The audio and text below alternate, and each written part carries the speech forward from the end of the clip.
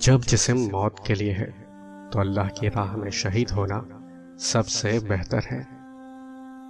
سردار بننا چاہتے ہو تو جدوجہد کو اپنا معمول بناؤ۔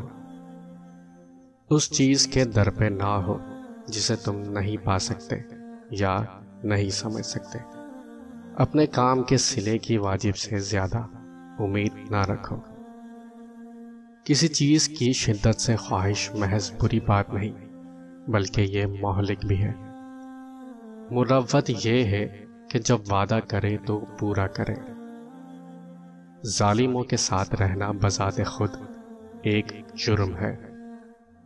ذلیل وہی ہے جو بخیل ہے۔ تقویٰ اور نیکی آخرت کے لیے بہترین زاد راہ ہے۔